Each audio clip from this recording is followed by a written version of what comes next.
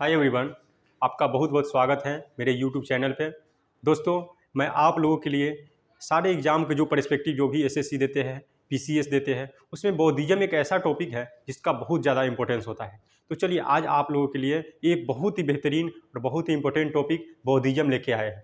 आज बौद्धिज्म के बारे में जानेंगे कि जो हम जानते हैं कि पूरी दुनिया में जो विस्तृत होने वाली, क्योंकि हम लोग जानते हैं जैन धर्म और बौद्ध धर्म जो है एक ऐसा धर्म है जो बिहार से रिलेटेड है।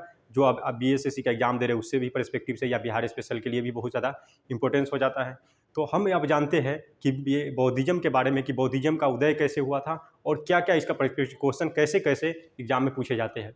आइए दोस्तों, बौद्धिज्म के कुछ स्लाइड में देख रहे हैं कि आप यहाँ पे मैंने लिखा है, बाकी का आपको समझाएंगे। चलिए, आपको एक छोटी सी घटना से हम शुरुआती करते हैं बौद्धिज्म का।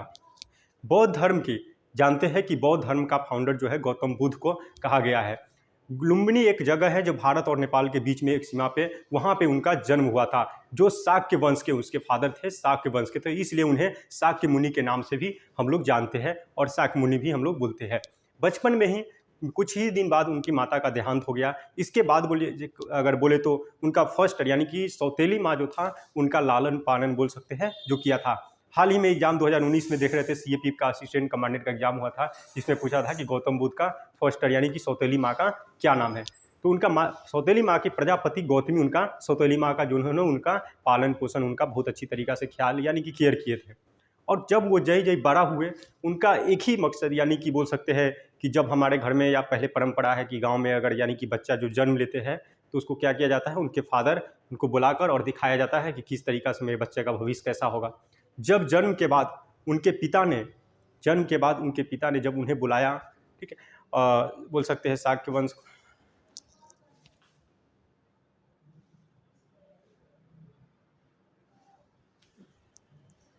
तो जब उनके पिता ने उनको बुलाया और दिखाया कि देखिए मेरे बच्चे का भविष्य कैसा होगा, ठीक है, तो जब उन्होंने यानी कि बोल सकते हैं आध्यात्मिक जो साधु जो बुलाए, उस साधु ने बताया था कि या तो आपका बच्चा जो है बहुत बड़े आध्यात्मिक बनेगा या बहुत बड़े चक्रवर्ती राजा बनेगा। जब चक्रवर्ती राजा कहे तो उनके पिता ये सुन के तो खुश रहे, लेकिन दूसरी पहलू में कहा जी ये आध्यात्मिकता की तरफ भी जा सकता है, क्योंकि हम लोग जानते हैं कि कोई भी अपने बच्चे को नहीं चाहेगा कि साधु बने, आध्यात्मिक यानी कि साधु महात्मा यानी कि वो जिंदगी जिए बढ़े। तब उन्होंने क्या किया, उनके पिता ने सारी सुख सुविधा से उनको लैस कर दिया, उसके पिता यानी कि पुत्र को लैस कर दिया कि कोई भी ऐसा कमी नहीं हो जिससे ये साधु यानी कि आध्यात्मिक की तरफ आध्यात्मिक यानी कि ये बने। तब जाकर फिर भी लेकिन जो नेचुरली जो होना रहता है वो तो होना है, होकर ही रहता है। तब उन्होंने बस सुने सुने से लगा रहता था, अपने बोल सकते हैं टेरिस पे बैठ के देखा करता था। एक दिन अचानक से उनके माइंड में एक ख्याल आया कि बोल सकते हैं सारथी था, उनको कहा कि चलिए हम अपने साम्राज्य को देखना चाहते हैं कि हमारा साम्राज्य कैसा है और इस साम्राज्य में क्या क्या हो रहा है। जब ये पिता से ये बात सुनी तो पिता ये बात सुनकर खुश हुए कि अच्छी बात है कि हमारे बेटे को यानी कि राजनीति की तरफ अपना रुचि बढ़ रहा है।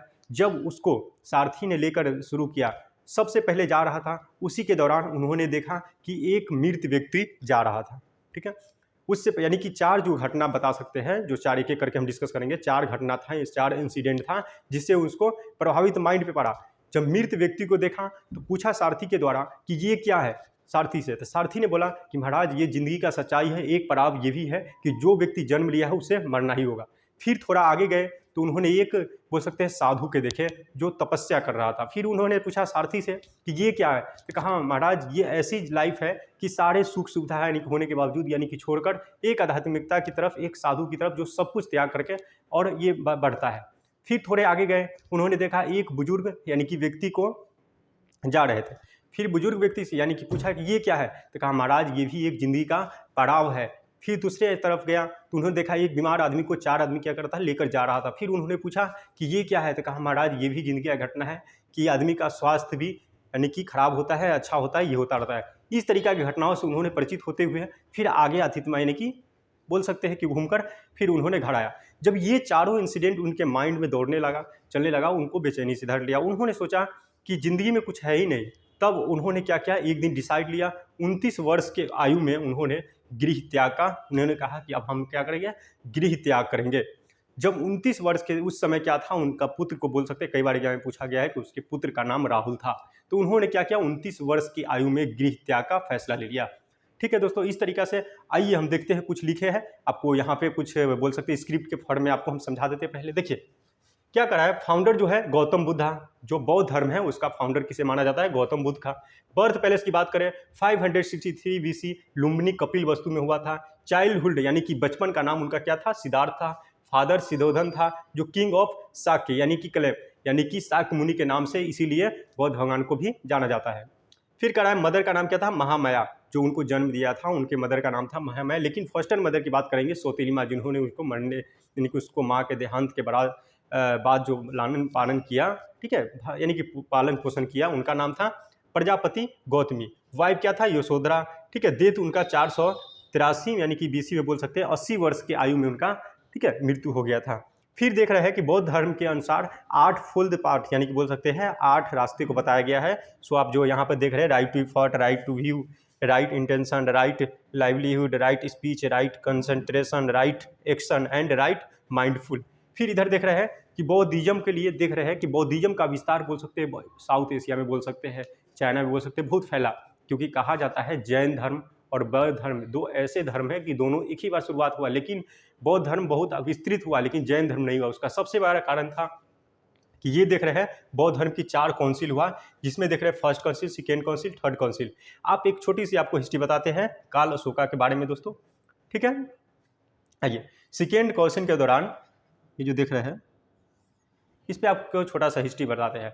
इस दौरान बौद्ध भगवान थे, बोला जाता है कि बौद्ध भगवान जो थे वैशाली से गुजर रहे थे, ठीक है, वैशाली से यानी कि गुजर रहे थे, तो एक बच्चा ने क्या किया, मिट्टी से यानी कि मिट्टी थोड़ा सा उठाया और जानते हैं उसको क्या किया, साधु को परेशान करने के लिए मिट्टी उठाकर उसके थैलों में डाल दिया।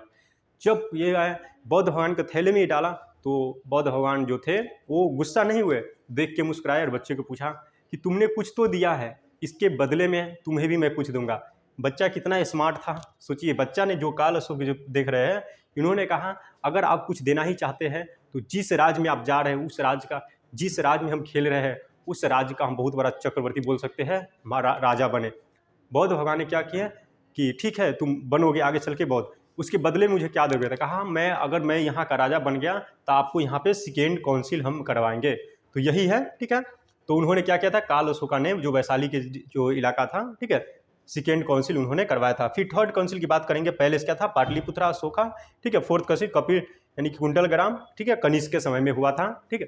तो ये 4 जो देख रहे हैं, ये 4 जो बौद्धिस्ट काउंसिल में जो कई बार एग्जाम में पूछा जाता है कि बौद्ध धर्म के कितने काउंसिल होते हैं, जिसमें ये 4 काउंसिल था। और ये आप जो देख रहे हैं कुछ स्क्रिप्ट के फॉर्म में रहा था। ये हमारा आज का लेक्चर था बौद्धिज्म पे। आपको कैसा लगा दोस्तों? इस तरीका के वीडियो के लिए आप हमारे यूट्यूब चैनल एग्जाम पॉइंट को फॉलो करें और जिसे ज़्यादा से ज़्यादा शेयर करें, आप लोग सपोर्ट करें, ताकि मैं आपको अच्छा से अच्छा वीडियो लेकर आता रहूँगा। मैं संजय कुमार, आप लोगों को बहुत बहुत धन्यवाद दोस्तों जुड़ने के लिए।